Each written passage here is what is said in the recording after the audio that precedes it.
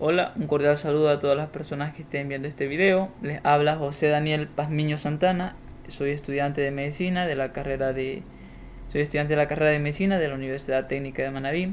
Hoy estaremos hablando a propósito de un caso clínico de una enfermedad infecciosa del sistema nervioso central.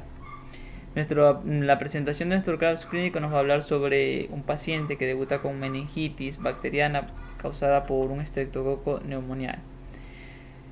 Empezamos con el caso clínico y nos dice que un paciente masculino de 33 años de edad acude al centro de atención por presentar antecedentes de vías aéreas, infecciones de vías aéreas respiratorias y una sinusitis crónica. Se lo deriva al área de otorrinolaringología, donde pues le comprueba una desviación nasal y una hipertrofia de cornetes. El paciente es calificado para una rinoplastia, la cual se practica eventualmente, aparentemente con éxito. El paciente es dado de alta. Sin embargo, 24 horas después es ingresado otra vez al servicio de urgencias por debutar con una cefalea hemicraniana opresiva, que él califica con una puntuación de 7/10 en intensidad, un proceso febril de 38.5 grados y una agitación psicomotriz. Todo esto comprobado en el examen físico, que le da una puntuación de Glasgow de 8, lo categorizan como un paciente en estado estupuroso, tiene un estado febril. El examen neurológico comprueba que hay pupilas mióticas, sin embargo, el reflejo consensuado y fotomotor de la vista están conservados, pero no presenta alteraciones en los pares craneales. El paciente debuta con una rigidez de nuca y una hiperreflexia generalizada y con signos meningios y signos de Brudzinski-Kerney positivo, una presión arterial media alterada, baja de 60 miligramos de mercurio. Nos dice que el paciente durante la operación física presentó convulsiones tónico-clónicas generalizadas. Mientras se le daba soporte vital y se trataba de estabilizar al paciente, se realizaron estudios de laboratorios. Primero el hemograma, donde se evidenció una leucocitosis, una neutrofilia. Estos dos parámetros estaban elevados: linfocitosis, hemoglobina, el nivel de plaquetas, bilirrubina y pruebas hepáticas de alaminotransferasas y aspartato transferasas estaban en sus niveles normales. Solamente los leucocitos y neutrófilos estaban evidentemente elevados. En el examen de imagen, en una tomografía, se demuestra que el paciente tiene unas hiperdensidades en lo que son los senos etmoidales y esfenoidales, sugiriéndonos un proceso de sinusitis etmoidal y esfenoidal.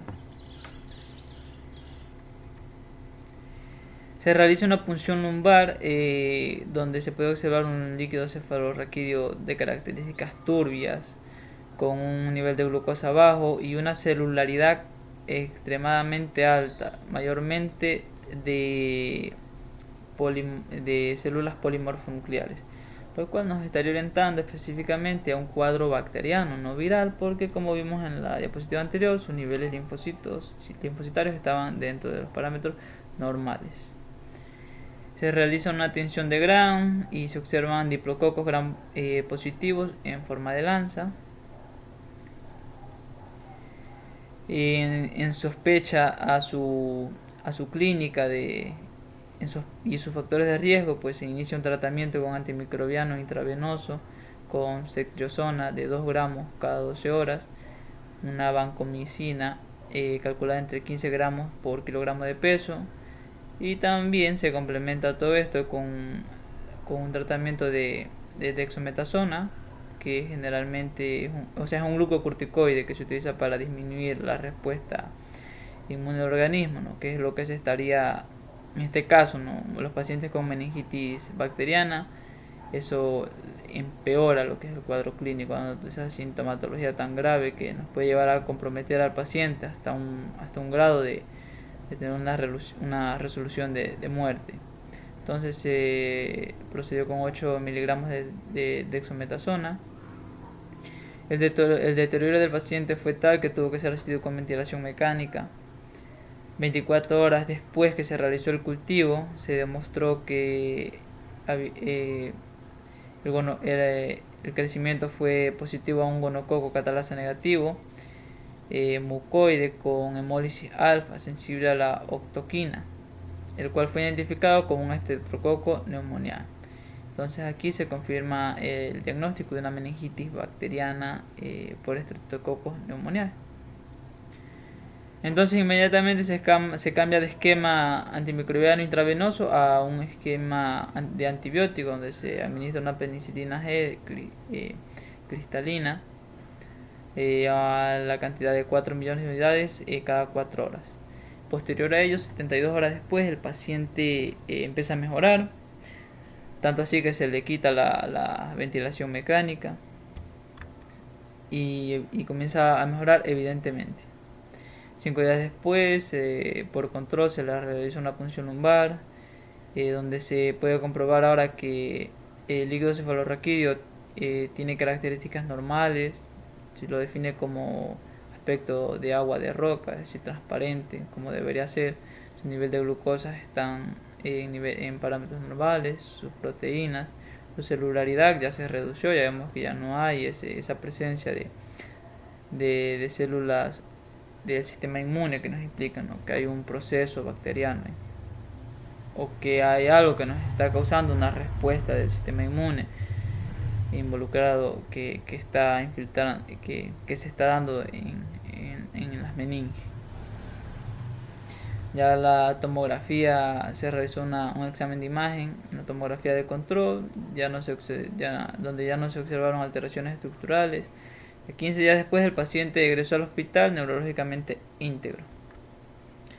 La importancia de este caso clínico pues radica en que primero nos enseña la evolución clínica característica de un paciente con meningitis bacteriana, ¿no? Es algo que nosotros tenemos que tener muy presente en base a la clínica que hemos dado, que hay que actuar rápido porque las meningitis bacterianas pueden tener una resolución no resuelven si no se aplica un tratamiento con antibióticos y medicamentos que ayuden a controlar los síntomas. Si esto no se controla de manera rápida, el desenlace puede ser muy fatídico, inclusive llegando hasta la muerte del paciente. Pueden haber complicaciones intracraneales como aumento de la presión intracraneal, se puede instalar un cuadro de cráneo hipertensivo, pueden haber manifestaciones sistemáticas como coagulopatía intravascular diseminada. Bueno, pues nuestra bibliografía nos menciona que los extremos en las edades son los más afectados, como niños y adultos mayores, niños menores a 2 años, pacientes que tengan pacientes con asplénicos o con neoplasias, desnutridos, inmunodeprimidos, todos ellos van a ser más propensos a sufrir este tipo de patologías. Podríamos decir que la tirada clásica se identifica como cefalea, rigidez de nuca, estado mental deteriorado, y aquí también se puede incluir la fiebre. Entonces esos síntomas y signos nos deben orientar a pensar en una meningitis bacteriana. Bibliografía externa que consultamos, toda esta información es actual, no tiene más de un año. Nos ayuda a constatar semejanzas y diferencias en lo que habíamos conversado. Por ejemplo, un artículo nos mencionaba que el estándar de oro, así lo definía, para identificar este tipo de patologías es el cultivo del líquido cefalorraquídeo. Otro nos afirmaba que efectivamente los extremos en edades como adultos mayores o niños menores de 2 años son los más afectados. También nos mencionaba que los regímenes que se siguen de actuar con antibióticos o terapias complementarias, si bien son efectivas, no están disminuyendo los niveles de mortalidad ni morbilidad, tal vez porque no se actúa de manera adecuada o oportuna. Como les mencionaba, es algo que si se tienen factores de riesgo y una clínica que nos indica pensar una meningitis bacteriana, aunque no esté diagnosticada, tenemos que proceder, porque si no puede evolucionar muy rápido y tener un desenlace catastrófico. Nos menciona que los modelos experimentales que se han hecho en animales no podrán ser introducidos a la práctica en los próximos años. Por eso nos menciona que la vacuna es el principal mecanismo para prevención y no padecer esta enfermedad, esta patología. Efectivamente se presenta nos corrobora la bibliografía externa que se da con alteraciones de conductas emocionales y alteraciones neurológicas. La dexametasona, que es el medicamento, es un medicamento que está aprobado y se sigue siendo una medida complementaria recomendada en todos los protocolos internacionales para para tratar lo que es la meningitis bacteriana. Algo muy importante que encontré es que, y con mucha lógica, porque mira lo que nos menciona, nos dice que los diagnósticos tradicionales que se realizan para esto de diagnosticar una meningitis bacteriana generalmente tienen baja sensibilidad o tardan demasiado, lo cual puede llevar o sea, mientras esperamos los resultados y todo, puede llevar a una complicación fatal para el paciente. Por ende, nos habla sobre un artículo nos hablaba sobre la efectividad de lo que es un panel de Phil-Murray para meningitis y encefalitis, donde son pruebas PCR que nos ayudan a la identificación rápida y simultánea de distintos patógenos microbianos que pueden estar dando la patología. Entre ellos, el artículo nos mencionaba que tiene una alta eficacia para el diagnóstico de meningitis bacteriana y es un diagnóstico rápido que nos ayuda o sea, a actuar de manera oportuna.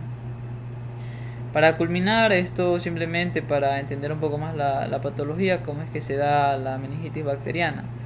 Las meninges que recubren el encéfalo pues tienen espacios llenos de líquido cefalorraquídeo donde llega vascularización y es a través de esta vascularización en que llegan las bacterias. O se puede dar otro caso como lo que le pasó a este paciente que conversamos del caso clínico.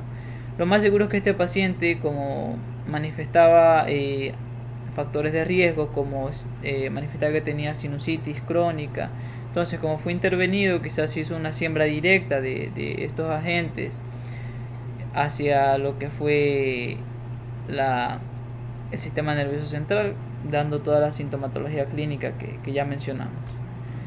Aquí, como podemos ver, generalmente nos dicen que estos pacientes que debutan con meningitis bacterial tienen factores de riesgo como puede ser una otitis, una neumonía, un proceso de sinusitis como lo manifiesta el paciente.